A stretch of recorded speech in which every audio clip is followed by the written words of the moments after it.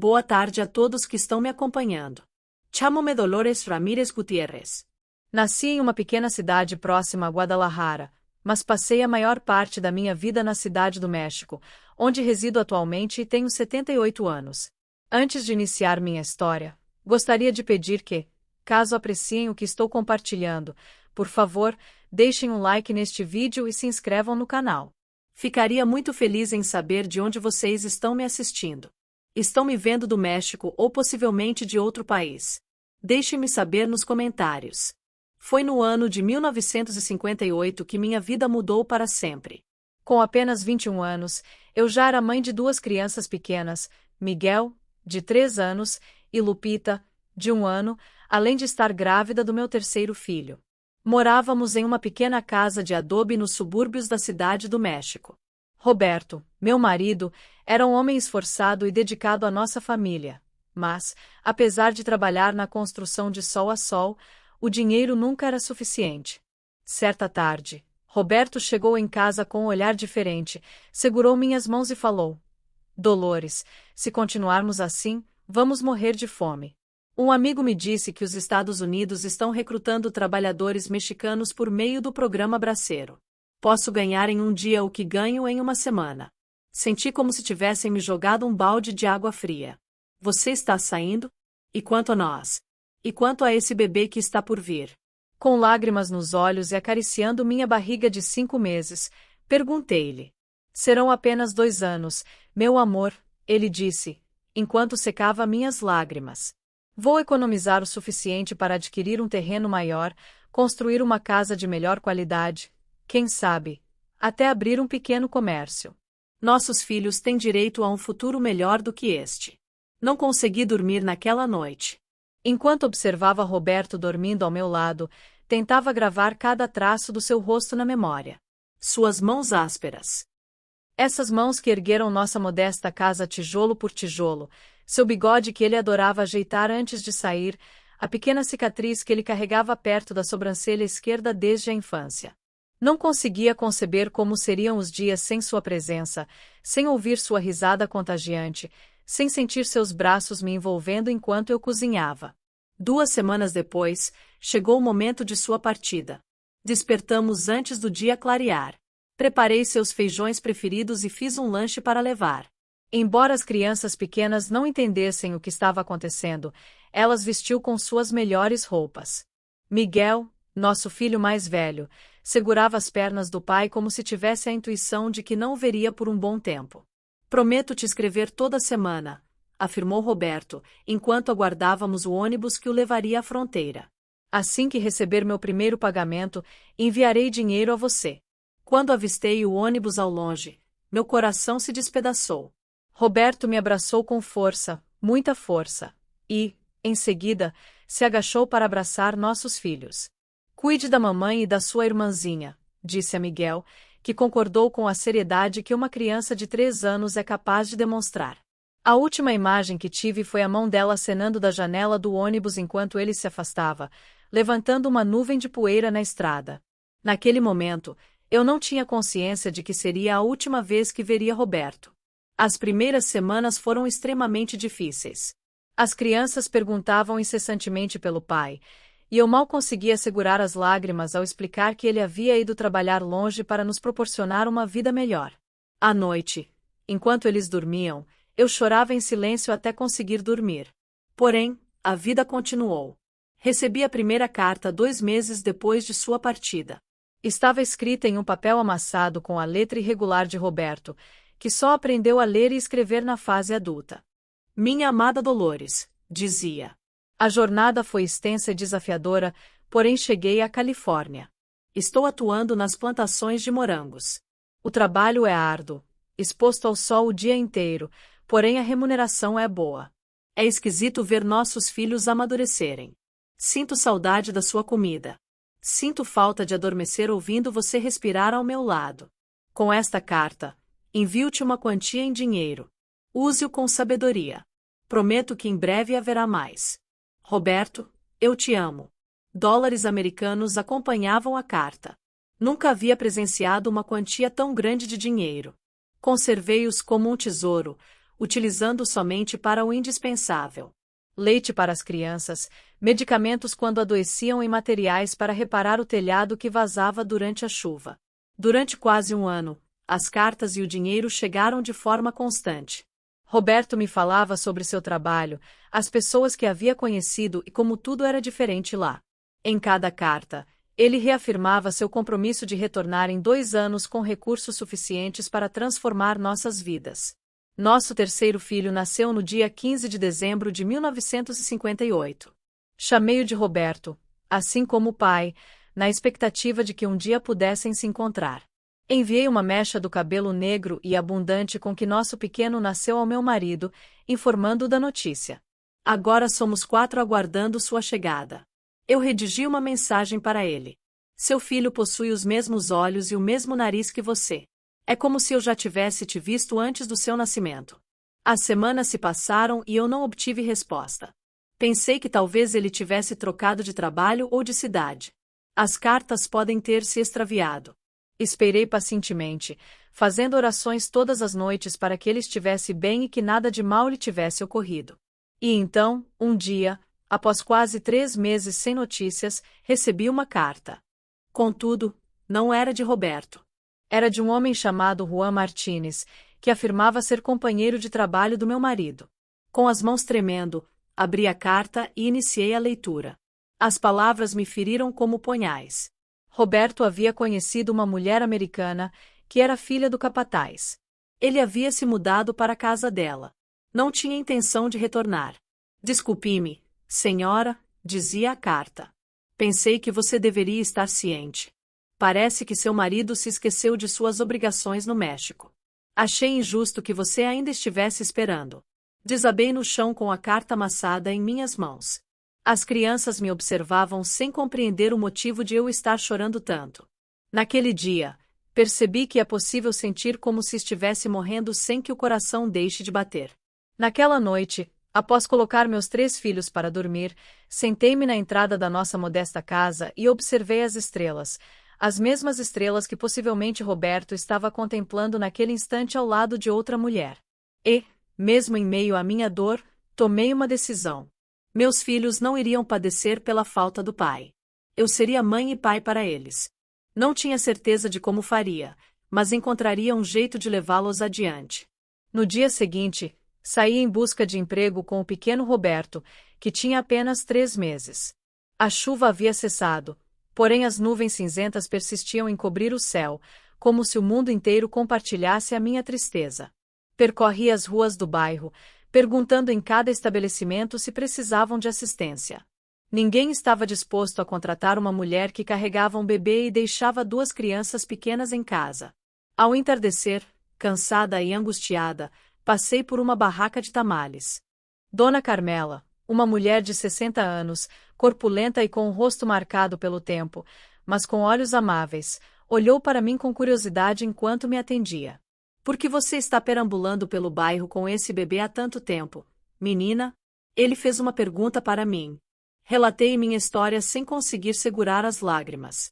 Ela me escutou em silêncio, concordando de vez em quando. Ao concluir, ele me ofereceu um tamal e um tole quente. Venha cedo amanhã, ele me disse ao fechar sua barraca. Vou te mostrar como preparar tamales. Não é uma tarefa simples, porém você poderá ter seu bebê ao seu lado e receberá o suficiente para sustentar seus filhos. Naquela noite, pela primeira vez em bastante tempo, consegui dormir com um leve sentimento de esperança no coração. Não tinha ideia de que aquele encontro casual com Dona Carmela seria o início de uma longa jornada de sobrevivência e, por fim, de superação. Enquanto meus filhos dormiam, fiz uma promessa silenciosa. A traição de Roberto não determinaria o rumo de nossas vidas. Meus filhos um dia terão orgulho de mim. Um dia, eu mesma me sentiria orgulhosa da mulher que estava me tornando, forjada pela necessidade e pela dor. E foi assim que começou minha nova vida, uma vida que eu jamais teria previsto. Vendendo tamales nas ruas da cidade do México, com o bebê amarrado às costas e a saudade de cartas que nunca mais chegaram. Os primeiros meses após receber a notícia devastadora sobre Roberto foram como estar preso em um pesadelo do qual não conseguia despertar. Todas as manhãs, antes do amanhecer, Quando a cidade ainda dormia e as ruas estavam desertas, eu começava a preparar os tamales na pequena cozinha que Dona Carmela me deixará usar. Minhas mãos, que antes apenas realizavam tarefas domésticas, agora se habituavam ao trabalho intenso de amassar a massa, preparar os recheios e embrulhar cuidadosamente cada tamal em folhas de milho. Enquanto eu trabalhava, o pequeno Roberto dormia em uma cesta feita de forma improvisada.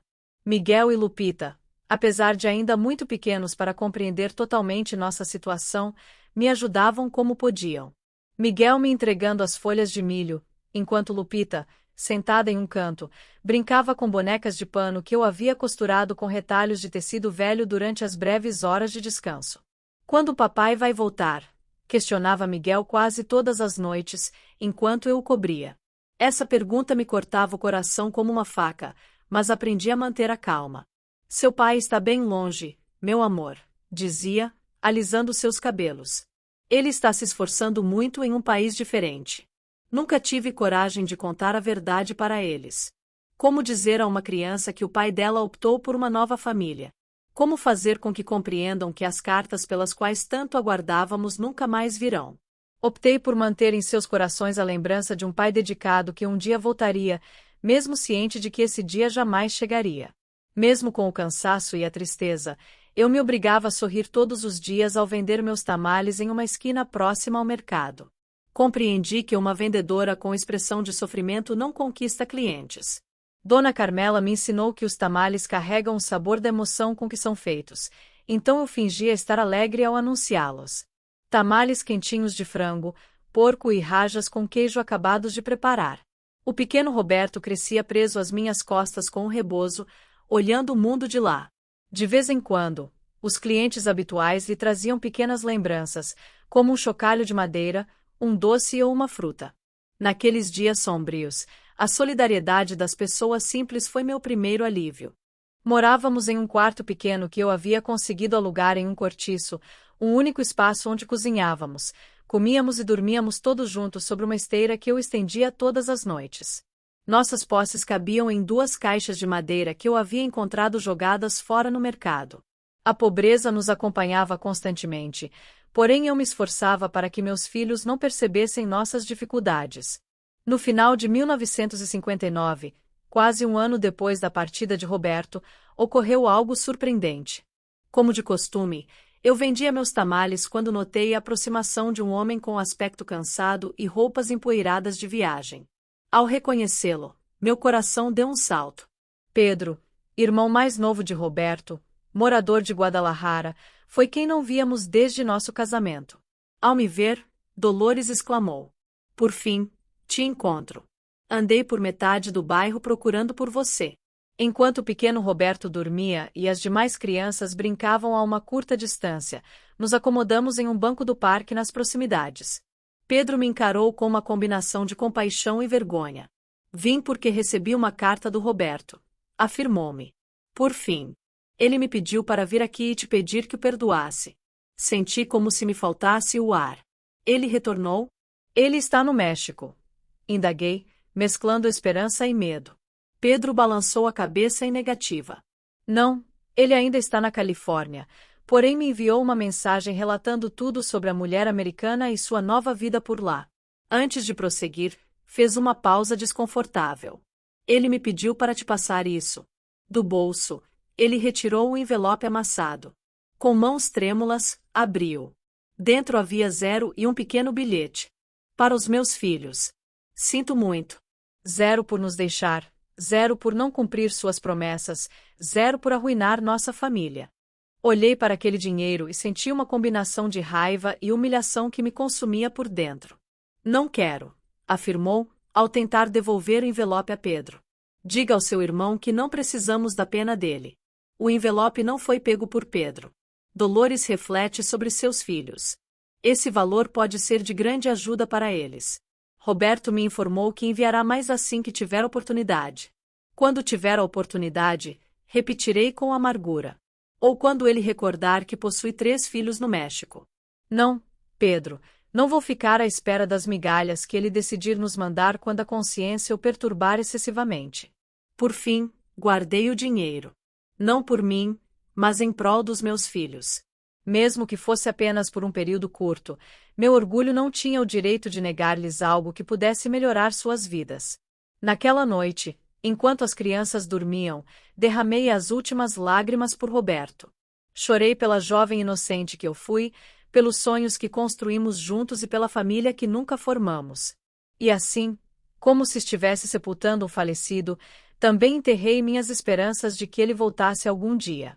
Outra mudança em nossas vidas ocorreu com a visita de Pedro. Antes de ir embora, ele mencionou sua esposa Carmen, que trabalhava em uma fonda em Guadalajara. Por que você não vem junto conosco? Ele me sugeriu. Carmen poderia te instruir mais sobre gastronomia. Você poderia colaborar com ela. Em Guadalajara, talvez você encontrasse mais oportunidades. Pensei na sua proposta durante vários dias. Mudar-me implicaria em tirar meus filhos do único lar que eles conheciam, por mais simples que fosse. Isso implicaria deixar o pequeno negócio de tamales que já possuía clientes regulares, mas também representaria um recomeço, distante das memórias que cada esquina do nosso bairro evocava em relação a Roberto. Por fim, decidi ficar. Com toda a sua dureza, a cidade do México me ensinou a sobreviver. Aqui eu havia descoberto minha própria força. Eu tinha descoberto que poderia sustentar meus filhos com o trabalho manual. De certa forma, mudar-me para Guadalajara implicaria em continuar dependendo da família de Roberto. E eu já havia determinado que iríamos sozinhos. Com o dinheiro que Roberto havia enviado, tomei uma decisão que alteraria nosso destino. Aluguei um espaço pequeno próximo ao mercado. Era apenas um quarto pequeno com uma janela voltada para a rua, porém simbolizava o primeiro passo rumo à verdadeira independência. Não seria apenas a tamaleira que se estabelecia em uma esquina. Agora, eu teria um local estabelecido onde os clientes poderiam me localizar. No dia da inauguração do meu pequeno negócio, enfeitei a janela com papel picado colorido que eu havia cortado com as crianças. Coloquei uma placa artesanal com a inscrição Tamales da Dona Lola. O mês era fevereiro do ano de 1960.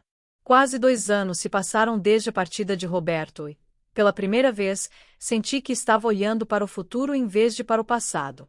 Os meses subsequentes foram de trabalho contínuo. Eu acordava às 3 da manhã para fazer a massa e os vários recheios. A primeira fornada de tamales já estava pronta às 6. Miguel, com seus 5 anos, me auxiliava a arrumar o lugar antes de ir para a escola primária, que ficava a algumas quadras de distância. Lupita, de 3 anos, e o pequeno Roberto, com pouco mais de 1 ano, permaneciam comigo no local, brincando em um espaço que eu havia organizado para eles, equipado com brinquedos simples e livros ilustrados. Gradualmente, os tamales da Dona Lola começaram a ganhar reconhecimento não apenas em o bairro, mas em regiões próximas. Meus tamales eram distintos, com uma massa mais leve, recheios mais generosos e um sabor mais forte, graças às especiarias que eu combinava de acordo com uma receita que vinha refinando. Os clientes começaram a fazer pedidos para festas e comemorações. Alguns viajavam longas distâncias apenas para comprar meus tamales. Em um dia de setembro de 1960, enquanto estava no local, entrou um homem de traje elegante. Não parecia ser do bairro. Sua vestimenta e seu modo de falar o denunciavam como oriundo de uma região mais rica da cidade. Solicitou uma dúzia de tamales de diferentes tipos, enquanto aguardava, observou com interesse meus filhos brincando calmamente. São todos seus, indagou-me de forma gentil. Sim, senhor, respondi ao embalar seus tamales. Miguel, Lupita e o menino Roberto. Seu marido também exerce suas funções aqui? Fui pego de surpresa pela pergunta. Havia muito tempo que não falava sobre Roberto, e havia aprendido a evitar o assunto quando alguém perguntava por ele. Porém, naquele dia, por algum motivo, resolvi ser sincera. Com voz firme, ela afirmou que seu marido os deixou há mais de 2 anos. Ele se mudou para os Estados Unidos, onde constituiu uma nova família. O homem aparentou estar verdadeiramente arrependido. Desculpe, disse. Criar 3 filhos sozinha deve ser bastante desafiador. Sim, eu admiti. Porém, sobrevivemos. Meus filhos nunca vão para a cama com fome. E isso é o que realmente importa. O homem me deu seu cartão antes de partir. Meu nome é Carlos Fuentes. Atuo como docente na Universidade Nacional. Esses tamales são para um encontro com colegas de trabalho. Se forem tão bons quanto aparentam, com certeza receberão mais solicitações nossas. Não atribuí muita importância àquele encontro. Aprendi a viver um dia de cada vez e a não criar expectativas. Porém, uma semana depois, fui solicitada a fazer 50 dúzias de tamales para um evento na faculdade. Trata-se da maior solicitação que ele já recebeu. E me senti excessivamente pressionada. Como eu conseguiria fazer 600 tamales sozinha? Naquela noite, após colocar as crianças para dormir, sentei-me na entrada da nossa modesta casa, contemplando as estrelas, como era meu hábito quando precisava refletir. Recordei-me de todas as mulheres que vinham diariamente comprar 1 ou 2 tamales, várias delas mães solteiras batalhando para sobreviver. E se eu lhes propusesse emprego? E se convertêssemos esse desafio em uma chance para todas? Na manhã seguinte, conversei com 5 das minhas clientes que eu sabia estarem em uma situação parecida com a minha. Sugere que me auxiliassem com o grande pedido, oferecendo-lhes uma remuneração adequada pelo serviço prestado. Todas aceitaram com entusiasmo. Por 3 dias, meu pequeno negócio se tornou um centro de intensa atividade. Trabalhamos sem parar até às 6, rindo, contando histórias e nos ajudando umas às outras enquanto nossas crianças brincavam juntas. Quando Roberto partiu pela primeira vez, senti que fazia parte de algo maior do que minha própria batalha para sobreviver. Estávamos formando uma comunidade de mulheres determinadas a não se tornarem vítimas de suas circunstâncias. O pedido foi um sucesso estrondoso. Nossos tamales foram elogiados por professores e alunos, e logo começaram a chegar mais pedidos da universidade e de outros locais. Fui obrigado a contratar 3 mulheres que me auxiliaram de forma permanente. Meu pequeno negócio estava se expandindo de maneira surpreendente. Outra carta de Roberto chegou até mim em dezembro de 1960. Nesta ocasião, ele trouxe 0 e uma foto. Ele acompanhado de uma mulher loira e um bebê. Minha nova família, estava escrito no verso da foto. Porém, meus filhos no México estão sempre em minha memória. Fiquei olhando para aquela imagem por um bom tempo. O homem sorridente retratado na foto me parecia desconhecido. Ao vê-lo, já não sentia mais dor, apenas uma curiosidade distante. Como é possível deixar os filhos para trás, posteriormente, enviar uma imagem da nova família construída com outra mulher? O que você imaginava? Entendimento? Peço desculpas. Como fizera com o anterior, guardei o dinheiro para a educação dos filhos, porém despedacei a fotografia. Meus filhos não precisavam ver o pai abraçando o filho que decidiu amar.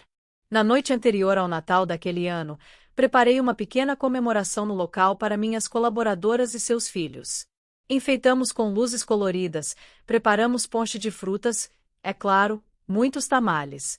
Ao observar nossos filhos brincando juntos e as mulheres conversando animadamente, senti uma profunda gratidão. A vida havia nos atingido com força, mas conseguimos encontrar um caminho para seguir em frente e construir algo bonito a partir da dor. Uma das mulheres, Maria, me abraçou de forma impulsiva enquanto eu servia o ponche. Obrigada, Lola, disse-me, emocionada. Antes de ser contratada por você, eu considerava retornar à minha cidade natal, pois não conseguia prover o sustento do meu filho na cidade onde estava. Agora, sinto esperança. Fiquei profundamente tocado por suas palavras. Nunca imaginei que meu pequeno empreendimento, originado da necessidade mais extrema, pudesse ter tanto valor para outras mulheres. Naquela noite, enquanto meus filhos dormiam cansados após a festa, fiz uma promessa a mim mesma. Faria com que os tamales da Dona Lola se tornassem algo maior. Não apenas pelos meus filhos e por mim, mas por todas as mulheres como nós, que necessitavam de uma chance para demonstrar seu valor. Nos anos seguintes, as cartas de Roberto continuaram chegando de forma esporádica, sempre acompanhadas de algum dinheiro e atualizações sobre sua vida nos Estados Unidos.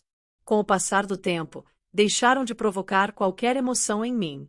Eu as guardava em uma caixa junto com o dinheiro enviado, formando um fundo para a educação superior dos meus filhos. Um dia, quando crescessem, eu lhes daria essas cartas. Eles decidiriam se desejavam encontrar aquele homem que lhes proporcionou a vida, porém não sua presença. Ao mesmo tempo, seguia construindo nosso futuro, tijolo por tijolo, tamal por tamal, certa de que não esperava mais cartas que me salvassem.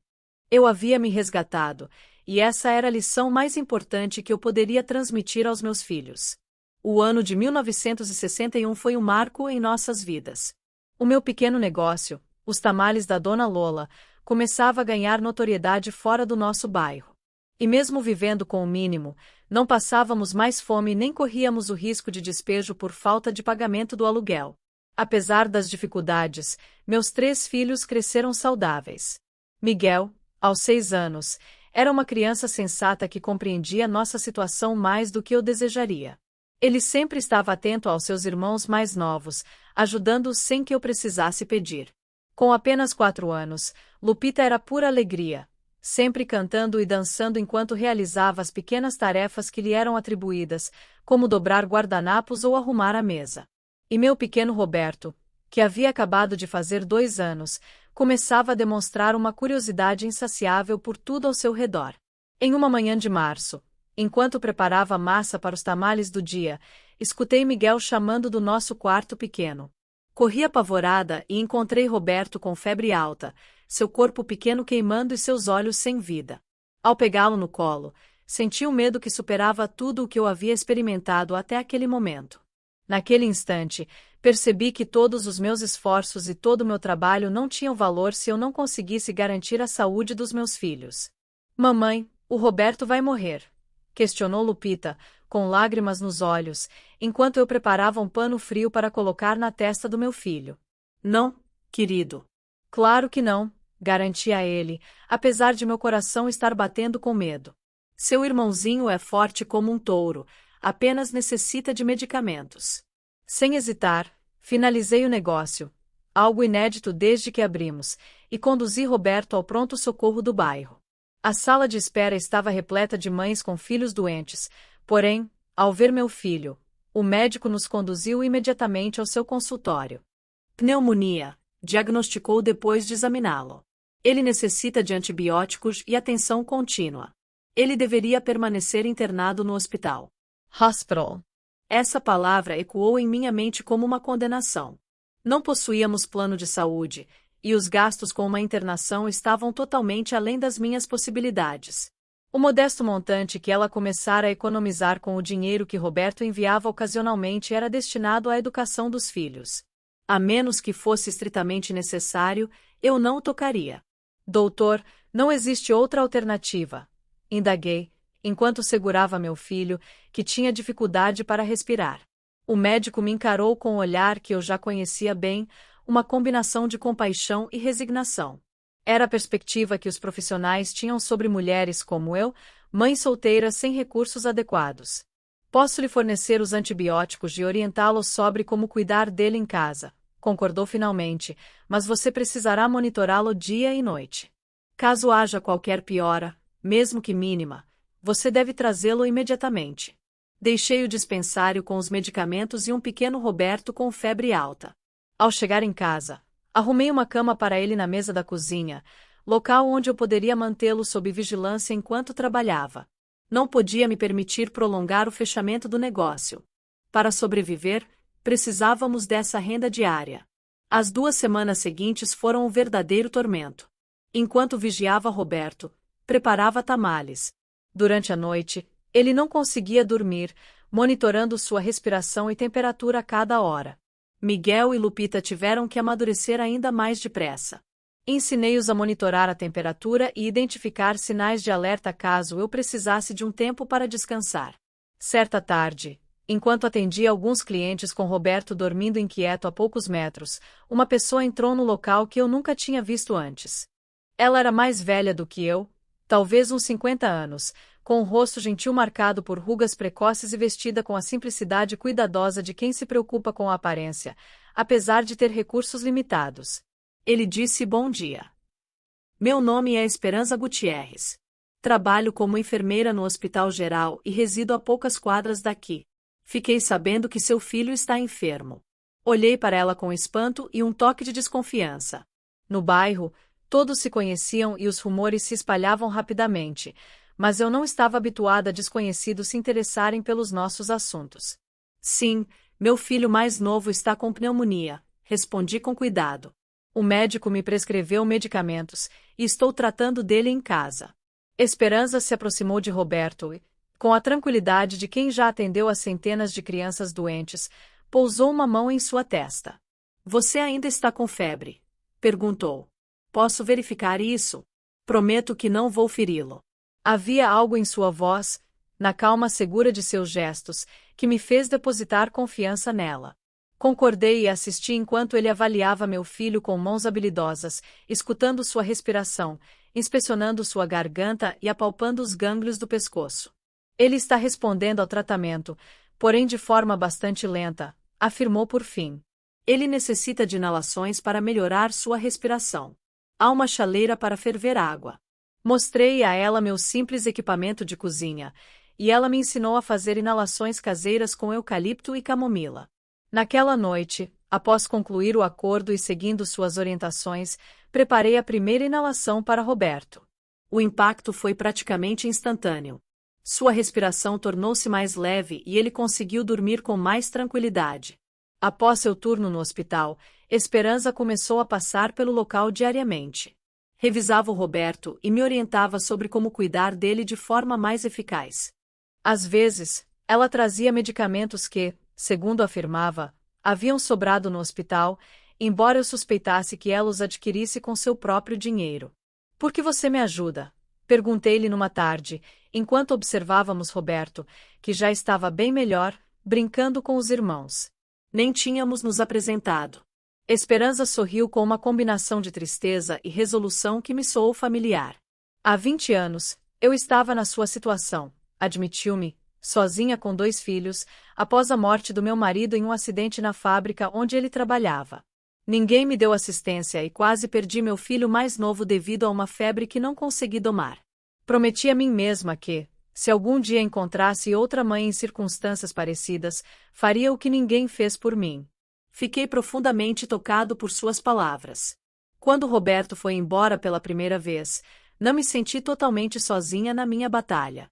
Antes de mim, outras mulheres já haviam percorrido esse caminho, e algumas delas conseguiram sobreviver e ajudar as que vinham depois.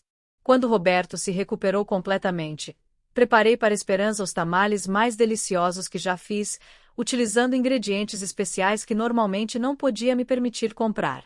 Era minha maneira de expressar gratidão não apenas por ter salvo meu filho, mas também por ter renovado minha fé na humanidade. Conforme 1961 avançava e 1962 se aproximava, meu pequeno negócio seguia em expansão. Com o aumento da frequência de pedidos grandes, logo percebi que precisava contratar mais ajuda. Decidi me inspirar no exemplo de Esperança e busquei, em particular, mães solteiras da região. Mulheres que lutavam para sustentar seus filhos sem ajuda. No verão de 1962, os tamales da Dona Lola ocupavam 7 mulheres, todas com trajetórias parecidas com a minha.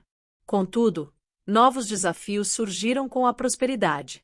Em um dia de agosto, enquanto estávamos ocupados preparando um pedido de grande escala para um casamento, um homem de terno entrou no local com uma atitude arrogante. Era Dom Aurélio, proprietário de diversos estabelecimentos no bairro, famoso por seu comportamento abusivo em relação aos pequenos comerciantes. Ali está o famoso negócio de tamales que está me roubando clientes, afirmou, lançando um olhar desdenhoso ao redor. Muito miserável para a reputação que possui. Sequei as mãos no avental e o encarei com toda a dignidade que consegui reunir. Como posso assisti-lo, senhor? Se você está aqui para experimentar nossos tamales, recomendo os de pimenta poblano com queijo. São os preferidos dos nossos clientes regulares. Dom Aurélio deu uma risada desdenhosa. Não estou aqui para comprar nada, mulher. Estou aqui para informá-lo de que esta rua agora está sob minha guarda. Para garantir a segurança de todos os negócios, eles pagam uma taxa semanal. Infelizmente, senti o arrepio subir pela minha coluna. Eu já tinha ouvido falar desse tipo de extorsão, mas nunca imaginei que meu pequeno negócio fosse relevante o bastante para chamar a atenção de alguém como Dom Aurélio. Desculpe, mas não temos recursos para pagar as mensalidades, respondi de forma assertiva. Apenas nos permite manter o negócio em funcionamento e sustentar nossas famílias. O homem se aproximou a ponto de eu sentir o aroma de sua colônia cara misturado ao cheiro de cigarro. Você não está me entendendo, Dona Lola, falou com um tom suave, porém ameaçador. Isso não é uma escolha. Ou você paga, ou há o perigo de seu próspero negócio ter um contratempo. Não seria uma pena se um incêndio destruísse tudo pelo que você lutou? Observei as mulheres que haviam interrompido suas atividades para assistir à cena com horror, e meus filhos que brincavam despreocupados no canto que eu havia destinado para eles. Eu me senti impotente ao ver tudo o que havia construído com tanto esforço sendo ameaçado. Retornarei na sexta-feira para receber o primeiro pagamento, afirmou Dom Aurélio antes de partir. 200 pesos, nem um a menos. Quando ele partiu, as mulheres desabaram em choro e lamentações. Todas entendiam o que isso implicava. Se pagássemos, nunca deixaríamos de fazê-lo, e o dinheiro que mal nos atendia agora seria inadequado. Se não efetuássemos o pagamento, poderíamos perder tudo. Naquela noite, após colocar as crianças para dormir, sentei-me na porta, como costumava fazer quando precisava refletir. A situação me fazia recordar de forma dolorosa meu relacionamento com Roberto, um outro homem que surgia para dominar minha vida, para exigir algo de mim. Para me recordar que, como mulher sozinha, eu era vulnerável. Entretanto, já não era a mesma Dolores amedrontada que presenciara a partida do marido em um ônibus. Eu havia superado o abandono, a miséria e a enfermidade do meu filho. Não permitiria que um valentão arruinasse o que havíamos construído. No dia seguinte, antes de abrir o negócio, convoquei todas as minhas funcionárias. Não vamos pagar, declarei a eles. Além disso, não seremos intimidados. Comuniquei a eles o meu plano. Íamos conversar com todos os estabelecimentos da rua, com cada um dos que já pagavam ao seu Aureliano. Sugerimos que se unissem para fazer uma denúncia coletiva. Sozinhos éramos vulneráveis, mas juntos teríamos uma chance. As 72 horas seguintes foram uma verdadeira corrida contra o relógio. Enquanto mantínhamos o negócio em funcionamento, alternávamos as visitas aos demais comerciantes.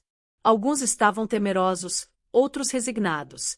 Porém, ao compartilharmos nossa trajetória e explicarmos que éramos mães solteiras batalhando por nossos filhos, muitos optaram por se unir a nós. Para a noite de quinta-feira, contávamos com um grupo de 14 comerciantes prontos para comparecer à delegacia no dia seguinte. Coletamos depoimentos e provas suficientes das ameaças e extorsões que havíamos enfrentado. Na manhã de sexta-feira, em vez de abrir o negócio, fechamos com um aviso que dizia: fechado para assuntos comunitários, retornaremos amanhã. Fomos à delegacia em grupo, levando nossos filhos, pois não tínhamos com quem deixá-los. No começo, o oficial de plantão nos encarou com desdém, como se nossas queixas fossem apenas uma pequena perturbação em sua rotina. Porém, ao se deparar com o número de pessoas, ao ouvir os relatos um após o outro e ao ver as evidências que havíamos coletado, sua postura mudou. Vou precisar que todos façam uma declaração formal, concluiu, e vocês precisarão estar prontos para testemunhar se o caso for a julgamento. Passamos o dia todo na delegacia, alternando-nos para cuidar das crianças enquanto cada um prestava sua declaração. Quando saímos, já estava escuro e estávamos cansados, mas unidos por um renovado sentimento de solidariedade. Naquela mesma noite em que chegou para cobrar uma das dívidas, Dom Aurélio foi detido. Conforme nos relataram posteriormente, sua rede de extorsão abrangia diversos bairros da cidade, e nossa denúncia coletiva havia encorajado outros comerciantes a se manifestarem. Essa vitória, apesar de modesta no contexto geral, proporcionou a todas nós um novo sentimento de poder. Não éramos mais vítimas à espera de sermos esmagados pelos problemas. Éramos mulheres habilitadas a unir-se e batalhar pelo que era justo. Nos meses seguintes, a Tamales Dona Lola experimentou um crescimento constante. Com a ameaça de Dom Aurélio neutralizada, conseguimos investir mais no empreendimento. Adquirimos um fogão maior, aprimoramos o espaço e até contratamos um jovem da região para realizar entregas em domicílio de pedidos volumosos. Realizei uma comemoração especial no local no Natal de 1962. Apesar dos obstáculos, tivemos um ano positivo e gostaria de dividir nossa boa fortuna com a comunidade que nos sustentou. Ao observar as crianças comendo com entusiasmo, senti uma profunda satisfação ao prepararmos tamales gratuitos para as famílias mais necessitadas do bairro. Meus filhos estavam se desenvolvendo bem. Miguel, que agora tem 7 anos, se destacava na escola e sonhava em se tornar médico um dia. Com apenas 5 anos, Lupita surpreendeu sua professora ao demonstrar um talento inato para a matemática e habilidade para o cálculo mental. Roberto, já completamente restabelecido de sua enfermidade, era uma fonte de energia aos 3 anos. Em ocasiões como essa, quando observava meus filhos saudáveis e felizes, apesar das adversidades, eu refletia sobre o homem que nos deixará. O que Roberto diria ao ver o que conseguimos realizar sem sua presença? Sentiria orgulho dos filhos que pouco conheceu, remorso por nos ter abandonado ou apenas indiferença, focado em sua nova vida e nova família. Suas cartas chegavam de vez em quando, acompanhadas de dinheiro e breves relatos sobre sua vida na Califórnia. Eu as guardava sem lê-las cuidadosamente, depositando o dinheiro no fundo destinado à educação universitária dos filhos. Era a única coisa que aceitava dele, apenas porque achava que era o mínimo que ele devia aos filhos. Certa noite, após fecharmos e começarmos a limpeza, Miguel me fez a pergunta que eu temia há muito tempo. Mamãe, por que o papai nunca vem nos visitar? Os pais dos meus amigos vivem com eles ou ao menos os visitam. Com o pano de limpeza na mão, congelei, tentando encontrar as palavras certas para expressar que nosso pai não nos ama. Havia ensaiado essa conversa na minha cabeça várias vezes, porém, ao chegar o momento, todas as justificativas me pareciam inadequadas. Seu progenitor. Comecei sentando e chamando Miguel para se aproximar de mim. Seu pai fez uma escolha há bastante tempo. Decidiu que queria ter uma vida diferente em outro país. Não foi por eu não querer vocês, mas porque eu parei, sem conseguir encontrar uma justificativa que não parecesse uma desculpa, porque eu não te queria, completou Miguel com uma intuição que me deixou sem palavras. Talvez eu tenha finalmente admitido que talvez eu simplesmente não estivesse preparado para ser pai, para assumir a responsabilidade de uma família. Não sei, meu filho. O que eu sei é que a falta dela não está relacionada a vocês. Vocês são crianças incríveis, e qualquer pai teria orgulho de tê-los como filhos. Miguel concordou com a cabeça, absorvendo minhas palavras com uma maturidade que me deixou com o coração partido. Não deveria estar tendo essa conversa. Não deveria estar tentando explicar algo inexplicável para uma criança de 7 anos. Sabe de uma coisa, mãe? Afirmou, por fim. Não importa. Não precisamos do papai, temos você, que é o dobro. Suas palavras me fizeram chorar. Agradecida pelo amor incondicional do meu filho, abracei-o com força, admirando sua habilidade de enxergar nossa situação não como uma fraqueza, mas como uma fortaleza. Naquela noite, após colocar as crianças na cama, retirei as cartas de Roberto da caixa em que as mantinha. Li-as na ordem em que foram enviadas, da primeira, enviada logo após minha chegada à Califórnia, até a mais recente. Nelas percebi a imagem de um homem que tentava justificar suas atitudes, buscando aliviar sua culpa por meio de dinheiro e palavras vazias. Naquele instante, optei por uma decisão. Não aceitaria que Roberto determinasse nossas vidas, nem estando presente nem estando ausente. O abandono foi doloroso, mas nos obrigou a descobrir uma força que, de outra forma, talvez nunca tivéssemos encontrado. Meus filhos cresceriam cientes de que foram amados sem condições, e que o valor de uma pessoa não está na permanência ou partida dos outros, mas na habilidade de se reerguer a cada dia e batalhar pelo que realmente importa. Com essa certeza no coração, adormeci tranquila, ciente de que, apesar das dificuldades que ainda teríamos de enfrentar, já havíamos superado o pior e o feito juntos. Minha pequena família, formada no sofrimento, porém mantida por um amor que nenhuma perda poderia abalar. O ano de 1963 trouxe consigo ventos de transformação. O lugar onde eu comprava tamales havia se transformado em um ponto de referência no bairro. Deixou de ser apenas um local para adquirir alimentos. Era um local em que as mulheres do bairro se encontravam para conversar, onde as crianças sabiam que sempre encontrariam um doce à sua espera, e onde até os homens respeitavam o que havíamos construído. Em uma manhã de março, enquanto preparava massa para os tamales, escutei 2 clientes regulares conversando sobre um lugar que havia ficado vago a poucas quadras de distância. É uma grande tristeza o que aconteceu com o seu Mateu, dizia uma. Após 40 anos à frente de sua padaria, Agora precisa abrir mão de tudo por causa de sua doença. Seu filho não quer assumir a responsabilidade, replicou a outra. Afirma que há muita concorrência na cidade e prefere vender o estabelecimento e levar o pai para Puebla, onde ele possui uma farmácia. Parei com as mãos mergulhadas na massa. Tinha um bom conhecimento da padaria do seu Mateus. Trata-se de um local espaçoso, com um grande forno de pedra na parte posterior e espaço suficiente para acomodar diversas mesas. Sempre sonhei em ter um espaço onde as pessoas pudessem saborear tamales fresquinhos, talvez acompanhados de um delicioso atole ou chocolate quente. Após encerrar meu negócio naquela tarde, dirigi-me à padaria com o coração acelerado. Uma placa na janela confirmava o que ele havia escutado. Está à venda. Anotei o número de telefone sem pensar muito. À noite, quando meus filhos estavam dormindo, peguei minhas economias e as contei cuidadosamente. Ele possuía uma quantia considerável, resultado de 4 anos de trabalho árduo, porém duvidava que fosse o bastante para adquirir um imóvel tão amplo e bem situado. No dia seguinte, liguei para o número e agendei uma consulta com o filho de Mateu.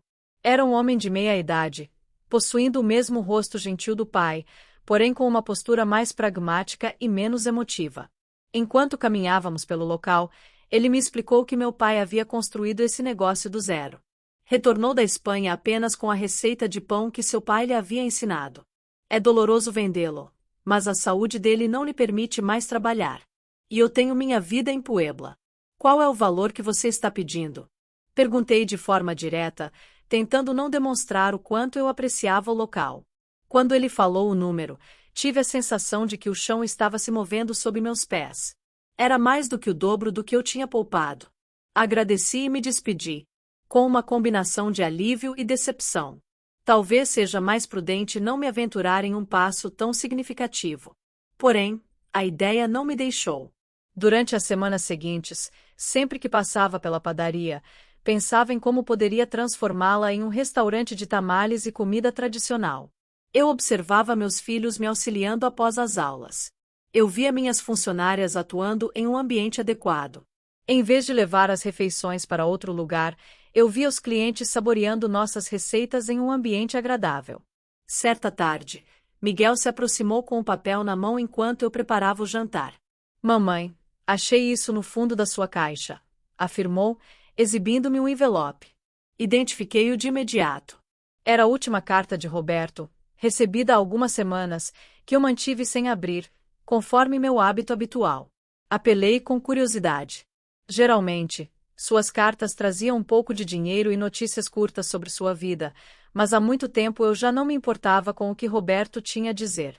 Fiquei sem fôlego ao abrir o envelope. Dentro havia uma quantia de dinheiro sem precedentes que eu havia enviado, acompanhada de uma breve mensagem para meus filhos. Meu empreendimento na Califórnia teve sucesso, e desejo que eles também tenham um futuro assegurado. Não encare isso como um presente para você, mas como um compromisso que estou orando com eles. As palavras soaram frias, quase cruéis, em sua distância intencional.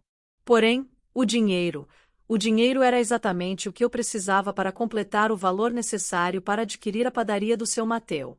Não consegui dormir naquela noite, debatendo-me entre o orgulho e a oportunidade.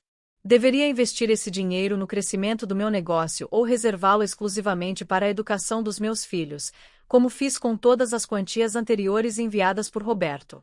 Não seria também uma maneira de assegurar seu futuro a expansão do negócio?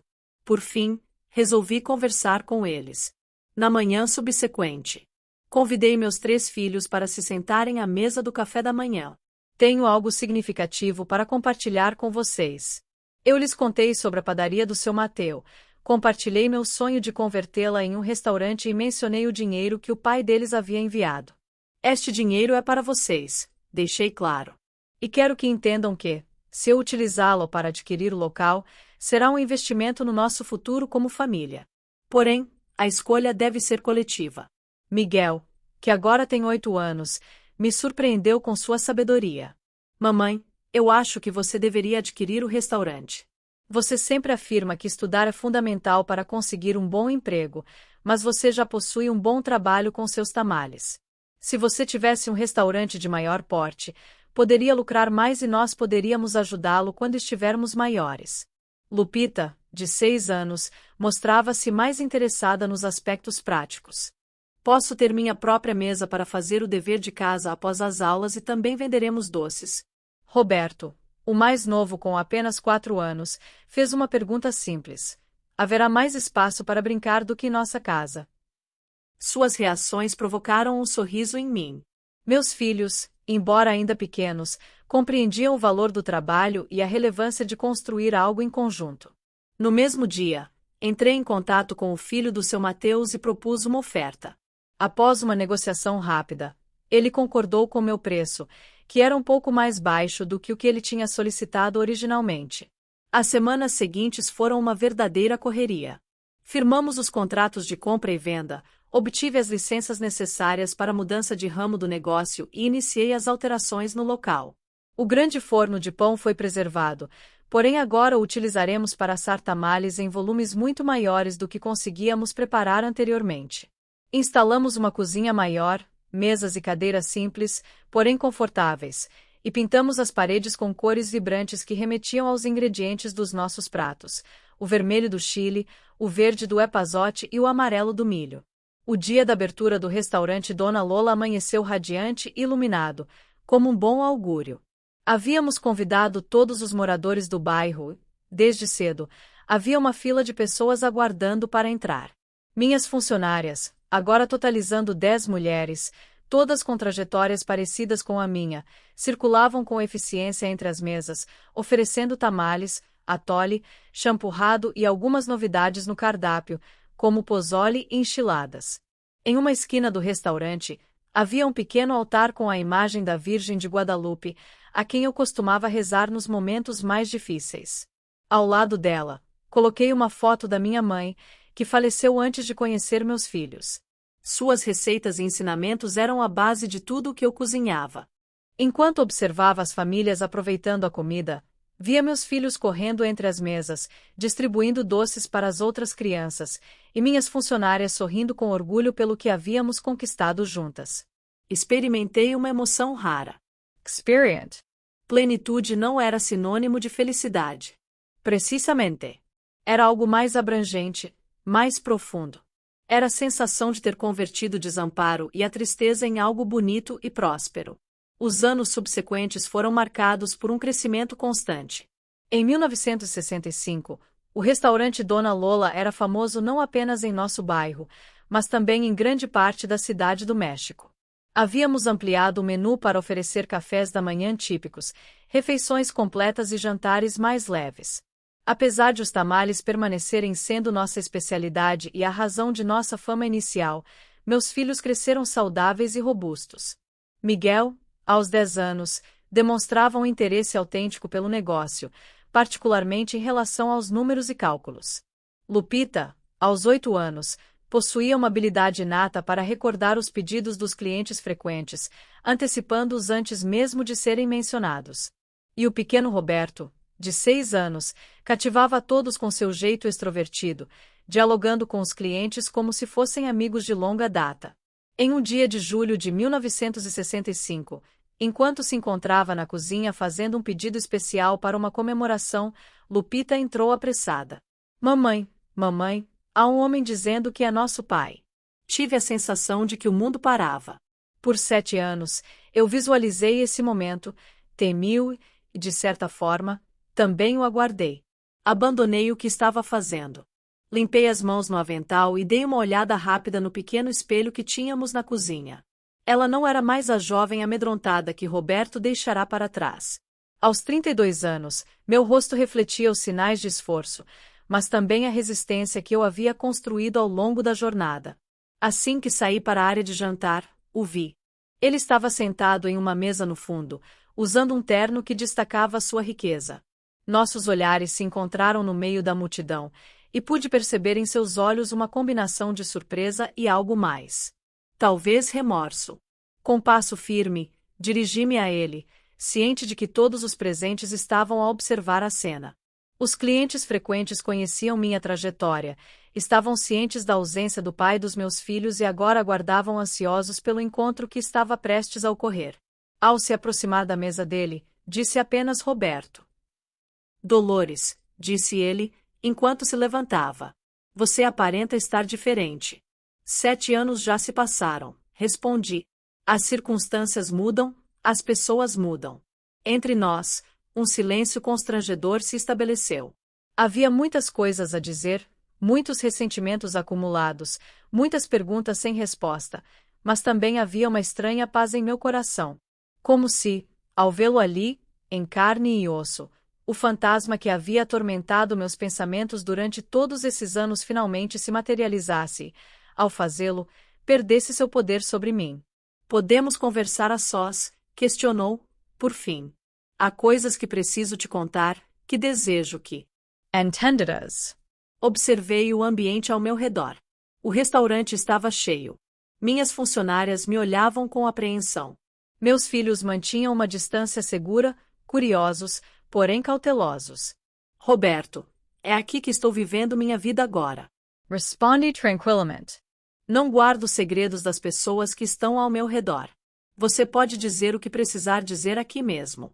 Percebi o desconforto em sua expressão. O homem habituado a dominar as circunstâncias estava agora no meu domínio, sob as minhas condições. Vim conhecer meus filhos, afirmou por fim. Sei que não tenho direito, mas você está certo. Eu o cortei. Você não tem o direito, mas eles têm o direito de te conhecer, caso queiram. Chamei as crianças que se aproximaram, demonstrando curiosidade e nervosismo. Ele tinha mencionado o pai o bastante para que soubessem quem ele era, porém sem entrar nos detalhes dolorosos do abandono. Miguel, Lupita, Roberto, falou de forma clara. Roberto Martínez é o pai dela. Os 3 encararam o homem à sua frente com expressões distintas. Miguel, o mais velho, o observava com uma seriedade que me fez recordar de mim mesma. Lupita, a mais sensível de todas, parecia à beira das lágrimas. E o pequeno Roberto, que compartilhava seu nome, mas que nunca o havia visto até aquele momento, demonstrava apenas curiosidade. Olá, disse Roberto, com a voz trêmula. Isso é o que as crianças fazem. Eles cresceram muito, respondi. Crescem, se transformam e aprendem, mesmo na ausência de um pai. Minhas palavras o tocaram como eu queria, mas não experimentei a satisfação que antecipava. Ao contrário, senti uma estranha compaixão por esse homem que perdeu a chance de ver seus filhos crescerem, de participar de suas vidas e de receber o amor incondicional deles. O diálogo que ocorreu a seguir foi tenso, porém respeitoso. Roberto compartilhou com as crianças histórias de sua vida na Califórnia, incluindo seu bem-sucedido negócio de importação de artesanato mexicano, que superou suas expectativas, e sobre a grande casa que possuía próxima a Los Angeles. Ele não falou sobre sua esposa americana nem sobre os filhos que tiveram juntos, e eu não o pressionei para isso. Meus filhos conheceriam esse aspecto da história dela quando crescessem, caso algum dia tivessem interesse. Após sua partida, cumprindo a promessa de manter contato e retornar para visitar as crianças, sentei-me sozinha na cozinha deserta. O restaurante havia fechado há muito tempo, mas eu ainda não conseguia ir para casa. Ainda não é o momento. Era necessário processar o que tinha ocorrido, o fechamento inusitado de um capítulo que fora mantido aberto por tantos anos. Roberto não despertava ódio em mim. Fiquei surpreso ao perceber. Nem amor, claro. O que eu sentia era uma forma de gratidão distante. Se ele não tivesse partido e cumprido a promessa de retornar em 2 anos, talvez agora estivéssemos vivendo em uma casinha, dependendo do emprego dele no setor de construção. Eu me dediquei apenas às tarefas domésticas, como era esperado das mulheres da minha geração. Seu abandono, que na época me pareceu a maior tragédia possível, me forçou a descobrir uma força que eu desconhecia ter. Ele me forçou a criar algo próprio. Algo que agora mantinha não apenas minha família, mas muitas outras também. Ele me forçou a investigar quem Dolores Ramírez era além de ser a mulher de Roberto Martínez. Ao encerrar as atividades na cozinha e me preparar para retornar para casa, onde meus filhos já estavam dormindo sob a supervisão de Maria, uma das minhas funcionárias mais confiáveis, refleti sobre todas as mulheres que haviam passado pelo meu restaurante ao longo dos anos. Algumas eram semelhantes a mim, deixadas para trás ou viúvas, batalhando para manter suas famílias. Outras enfrentavam circunstâncias distintas, porém igualmente desafiadoras. Todas nós vivenciávamos a experiência de lidar com um mundo que não foi concebido para que as mulheres alcançassem o sucesso sozinhas. E, mesmo assim, estávamos fazendo isso. A cada dia, a cada tamal que preparávamos e a cada cliente satisfeito que deixava nosso restaurante, provávamos que era possível. O abandono, a traição e a dor não precisavam ser o fim da história, mas, em alguns casos, o início de uma muito mais interessante. Com essa convicção, fechei a porta do restaurante que nasceu da necessidade mais urgente e que agora representava tudo o que havíamos alcançado. Amanhã seria mais um dia de trabalho árduo, repleto de desafios, pequenas conquistas e, possivelmente, novas derrotas. Porém, ela já não andava sozinha. Eu tinha meus filhos, minha comunidade de mulheres resilientes e possuía algo que ninguém poderia me roubar: a convicção do meu próprio valor. A trajetória desde a venda de tamales na rua até a abertura do meu próprio restaurante foi longa e desafiadora. Porém, cada esforço, cada sacrifício e cada lágrima silenciosa para que meus filhos não me vissem desmoronar valeram a pena. Porque agora, ao se mencionar o nome de Dona Lola na cidade do México, não se pensava mais na mulher abandonada, na vítima de uma traição. Refletiam sobre a mulher que, a partir das cinzas de um sonho desfeito, criou algo belo, sobre a mulher que converteu a dor em força e a necessidade em chance.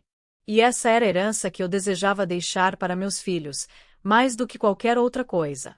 A convicção de que, não importa quantas vezes a vida te derrube, sempre é possível se reerguer mais uma vez com a cabeça erguida e o coração pronto para seguir lutando. Os anos seguintes à visita surpresa de Roberto trouxeram uma tranquilidade peculiar para nossas vidas. O restaurante prosperava, meus filhos cresciam saudáveis e cada vez mais independentes. E eu havia alcançado um equilíbrio que nunca considerei possível. Às vezes, à noite, ao refletir sobre o empreendimento que construí do zero, questionava-me se tudo aquilo teria sido viável sem o abandono que tanto me feriu. O ano de 1967 representou uma nova fase em nossa trajetória. Miguel, meu filho mais velho, fez 12 anos e começou a demonstrar um interesse genuíno por medicina. Tudo começou quando o pequeno Roberto adoeceu de pneumonia, anos atrás, e se intensificou a cada visita que Esperança, a enfermeira que nos ajudou, fazia ao nosso restaurante. Miguel a acompanhava de perto, fazendo-lhe perguntas sobre medicamentos, tratamentos e anatomia que surpreendiam a todos pela sua sofisticação. Esse garoto vai se tornar médico, afirmava Esperança com orgulho. Possui a curiosidade e a convicção essential. Suas palavras penetravam meu coração como agulhas doces. Um profissional da medicina. Meu filho, o garoto que nasceu em meio à pobreza, que enfrentou a fome e o abandono, sonhava em curar as pessoas. Como poderia eu, uma mulher com apenas o ensino fundamental completo, auxiliá-lo a realizar um sonho tão grandioso? Certa tarde, ao encerrarmos o restaurante, Miguel veio até mim segurando um papel. Trata-se de um panfleto do renomado Instituto Nacional de Medicina Preparatória, uma instituição de ensino secundário especializada que preparava os jovens para prosseguir com estudos na área médica. Quero prestar o exame de admissão, mamãe, afirmou ela, decidida. Sei que é difícil ser admitido, mas Esperança afirma que tenho chance se me dedicar bastante aos estudos. Com as mãos trêmulas, peguei o folheto. A matrícula era cara, muito mais do que havíamos investido em educação até então. Além disso, havia os uniformes, os livros e o deslocamento diário até o outro lado da cidade, onde a escola estava localizada. Miguel, meu querido. Comecei buscando as palavras adequadas para não desiludi-lo. Esta escola é destinada a famílias ricas, filhos de médicos e advogados, e filhos de mulheres corajosas que abriram um restaurante do zero. Interrompeu-me com uma confiança que me deixou sem palavras. Você sempre afirma que, se nos esforçarmos, podemos conquistar tudo o que desejamos. Porque isso não se aplicaria a mim igualmente. Suas palavras, reflexos dos meus próprios ensinamentos, me fizeram calar. Quem sou eu para restringir os sonhos do meu filho, sendo que eu mesma havia superado todas as previsões? Você fará esse exame, afirmou por fim, e, se for aprovado, encontraremos uma forma de pagar, mesmo que eu precise trabalhar dia e noite. A sala foi iluminada pelo sorriso de Miguel. Naquela noite, Ao vê-lo estudar sob a luz de uma lâmpada até altas horas, prometi a mim mesma que nenhum dos meus filhos veria seus sonhos frustrados por falta de dinheiro. Não depois de tudo o que havíamos sacrificado, não depois de tudo o que havíamos construído. Os meses subsequentes foram intensos.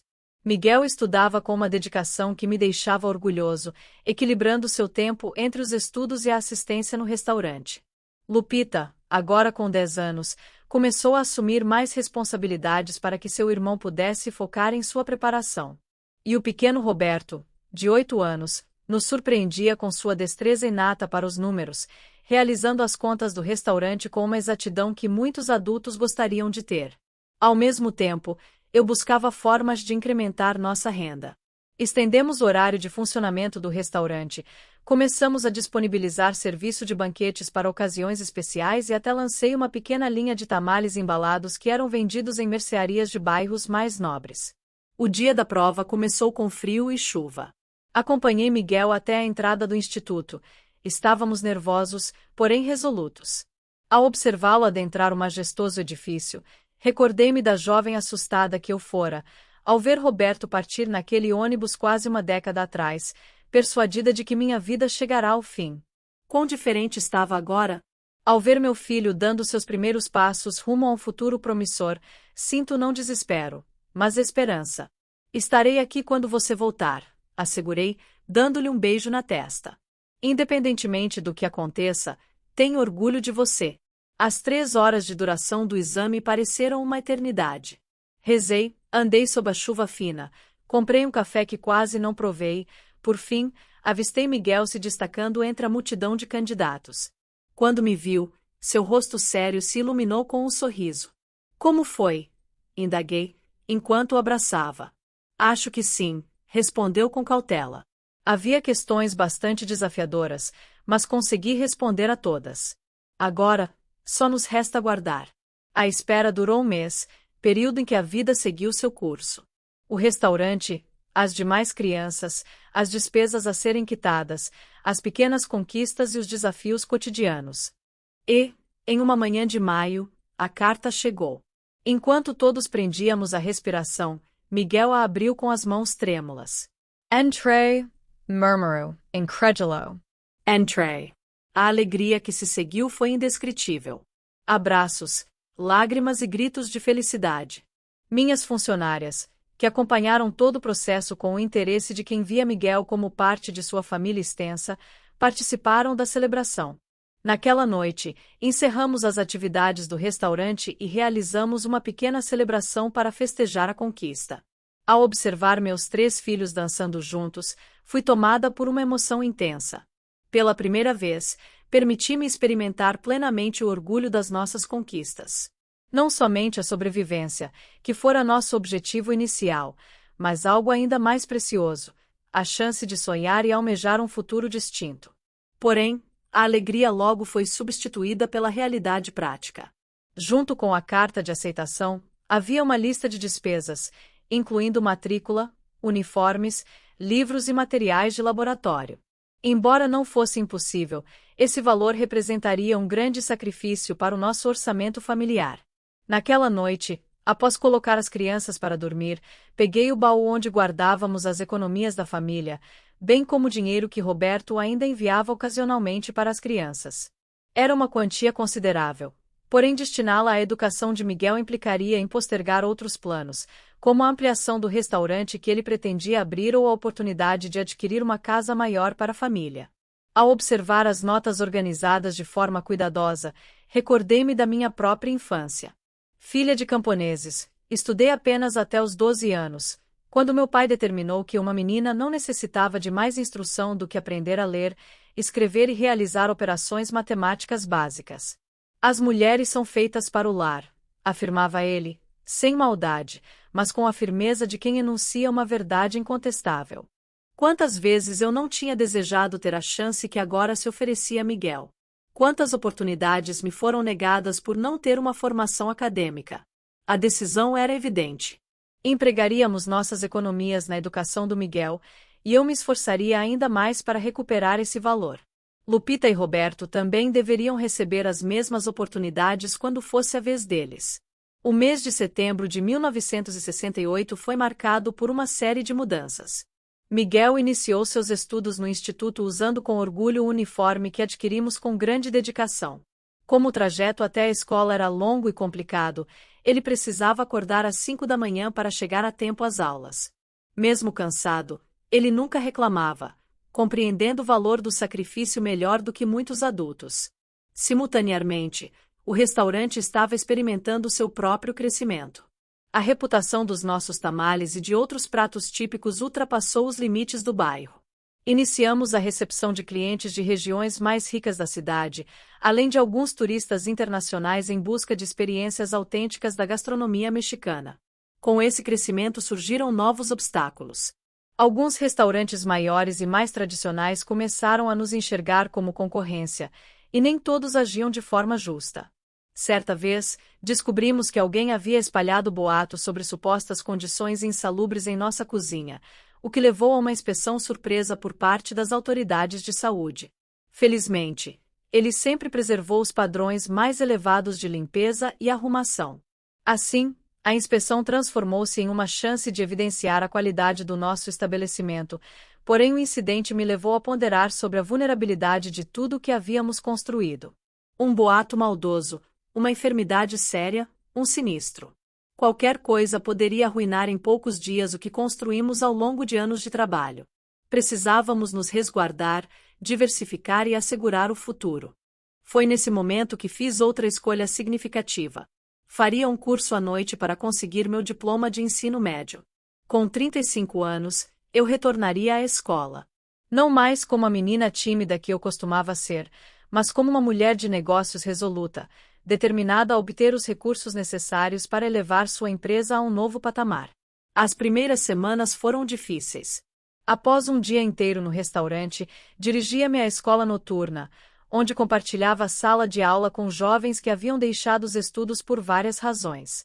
Muitos me observavam com curiosidade, alguns com respeito, enquanto outros provavelmente se questionavam o que uma mulher da minha idade estava fazendo sentada ao lado deles, anotando informações com a mesma atenção dedicada ao aperfeiçoamento de uma receita. Voltava para casa após as 10 da noite, momento em que meus filhos já estavam dormindo sob os cuidados de Maria, minha empregada de maior confiança. Ela agora residia conosco e se tornou uma parte fundamental da nossa família. Ao revisar meus cadernos na tranquilidade da noite, eu me surpreendia. Dolores Ramírez, a mulher que antes pensava que sua vida acabaria quando o marido a deixou, agora estudava álgebra e literatura, gerenciava um restaurante próspero e cuidava de 3 filhos. O mundo ao nosso redor também estava em transformação. O ano de 1968 foi conturbado para o México. A cidade foi colocada no centro das atenções globais devido aos Jogos Olímpicos que ocorreriam em outubro, mas também intensificou as tensões sociais latentes. Os alunos universitários se manifestavam contra o governo, demandando mais democracia e menos repressão. O clima estava tenso. Em certos dias, o barulho dos protestos chegava até o nosso restaurante. Em meio a esse cenário conturbado, nosso modesto estabelecimento transformou-se em um refúgio para muitos, um local onde, por um prato de comida caseira, era possível encontrar um instante de tranquilidade e normalidade. Começamos a notar pessoas novas, como estudantes, trabalhadores e famílias inteiras que procuravam não apenas se alimentar, mas também se sentir protegidas em um ambiente acolhedor. Em uma tarde de outubro, enquanto estávamos servindo a comida, ouvimos disparos à distância. Era o segundo dia do que mais tarde seria conhecido como o Massacre de Tlatelolco, ocorrendo a poucos quilômetros de distância. O medo se espalhou rapidamente entre os comensais, alguns dos quais tinham filhos ou parentes envolvidos no protesto estudantil. Não saiam, eu ordenei a eles com firmeza. Permaneçam aqui até que seja seguro. Hoje, a comida e o café são por conta da casa. Naquela noite, o restaurante se converteu em um abrigo provisório. Com medo por seus entes queridos, algumas pessoas ficaram até tarde da madrugada ouvindo as notícias em um pequeno rádio. Enquanto meu coração se apertava ao pensar no México que meus filhos teriam, eu prepararia mais café, mais tamales e mais consolo na forma de comida quente. Quando finalmente conseguimos encerrar por volta das 3 da manhã, sentei-me sozinha na cozinha deserta, exausta, porém impossibilitada de dormir. Pensava nos pais que perderam seus filhos naquela noite e nas mães que esperariam sem sucesso o retorno de seus alunos. A dor que eu havia sentido pelo abandono de Roberto pareceu-me de repente insignificante em relação a outras tragédias. E, mesmo assim, essa dor havia sido meu mestre mais rigoroso e precioso. Ele me ensinou a ser independente, a traçar meu próprio percurso e a descobrir força onde antes só havia desespero. Essa não era a lição que eu pretendia ensinar aos meus filhos. Não a amargura nem o ressentimento, mas a convicção de que até das situações mais dolorosas podem surgir oportunidades inesperadas. Os anos subsequentes foram de consolidação. Miguel seguiu se destacando nos estudos. Lupita descobriu seu amor pela culinária e passou a testar novas receitas para o restaurante. E o pequeno Roberto demonstrava um talento natural para os negócios que me surpreendia a cada dia. Eu mesma finalizei meu ensino médio em 1970, aos 37 anos, recebendo meu diploma com um sentimento de orgulho e humildade. Não foi simples. Eu havia passado muitas noites chorando de frustração diante de questões matemáticas que pareciam intransponíveis. Muitas manhãs, eu chegava ao restaurante com os olhos vermelhos de tanto estudar, mas eu havia conseguido, e essa conquista me proporcionou uma nova confiança em minhas habilidades além da cozinha. Com os novos conhecimentos adquiridos, consegui expandir o negócio de formas que antes não teria considerado. Firmamos acordos com empresas para oferecer almoços aos seus colaboradores. Iniciamos uma pequena linha de produtos envasados, disponíveis em lojas selecionadas, e comecei a oferecer aulas de culinária mexicana tradicional aos domingos à tarde, transmitindo receitas que foram herdadas ao longo das gerações em minha família. A vida, que antes me parecia um trajeto estreito e sombrio, se transformou em um horizonte vasto, repleto de oportunidades. E tudo começou com uma traição, um abandono que, na época, parecia o fim do mundo, mas que, olhando para trás, percebo que foi o catalisador da minha verdadeira vida. Quando Roberto ressurgiu em nossas vidas em 1972, não experimentei nem ressentimento nem gratidão. O que experimentei foi uma paz peculiar, semelhante ao reencontro com o personagem de um livro que li há muito tempo. Eu vim ao México a negócios. Ele me contou, e queria ver as crianças que já não eram tão crianças. Miguel, aos 17 anos, estava prestes a concluir o ensino médio e tinha planos de ingressar na faculdade de medicina. Lupita, aos 15 anos, era uma jovem bonita e determinada que comandava a cozinha do restaurante quase tanto quanto eu. E, aos 13 anos, Roberto já administrava as contas do negócio com uma precisão notável. Deixei que conversassem com o pai e compartilhassem suas vidas, conquistas e sonhos, não por ele merecer, mas por eles merecerem a chance de conhecer essa parte de sua história, de fazer as perguntas que desejassem e de formar suas próprias opiniões. Naquela noite, após a partida de Roberto, que prometeu retornar em breve, uma promessa que, como muitas outras, acabaria por não cumprir, Miguel se aproximou de mim durante o fechamento do restaurante. Mamãe, disse-me com seriedade, hoje entendi algo importante. Tudo o que somos e possuímos é por sua causa. Não a ele, que mandava dinheiro ocasionalmente, mas a ti, que estiveste presente todos os dias trabalhando por nós. Suas palavras me emocionaram até as lágrimas, não por eu buscar seu reconhecimento, mas porque indicavam que consegui compartilhar a lição mais importante que aprendi em minha própria trajetória. Que o verdadeiro valor de uma pessoa não reside em quem está ao seu lado ou quem a deixa para trás, mas em sua habilidade de se reerguer repetidamente, para criar algo bonito, mesmo a partir da dor mais intensa. E essa, além do restaurante próspero e da educação que haviam recebido, era a verdadeira herança que lhes transmitiria. A convicção de que as cartas não entregues, os amores que nos decepcionam e os sonhos que se desvanecem não representam o término da nossa trajetória. Às vezes, são apenas o início de uma narrativa muito mais envolvente e pessoal. Hoje, aos 78 anos, rodeada de netos que mal conseguem imaginar que sua avó vendeu tamales na rua para sobreviver, compartilho com vocês minha história com um sentimento de profunda gratidão por cada etapa dessa jornada, inclusive as mais dolorosas. Esses momentos difíceis me forçaram a descobrir descobrir uma força que eu desconhecia, uma habilidade de amar e lutar que moldou minha vida muito mais do que qualquer abandono. E se há algo que quero que vocês guardem na memória quando eu não estiver mais presente, é isso. Se estivermos abertos a aprender com a dor, ela pode se tornar o mestre mais sábio, não para nos endurecer ou amargar, mas para nos mostrar que somos muito mais fortes, capazes e valiosos do que jamais imaginamos. Agradeço a todos que acompanharam minha história até o fim. É uma alegria imensa poder dividir com vocês essas vivências que tiveram um grande impacto na minha vida. Se apreciaram o que ouviram, por favor, deixem um like neste vídeo e inscrevam-se no canal para mais histórias semelhantes. Seus comentários e apoio são muito valiosos para mim. Espero ter transmitido uma pequena lição sobre a força que cada um de nós possui, mesmo nos momentos mais desafiadores. Até a próxima e que Deus os proteja.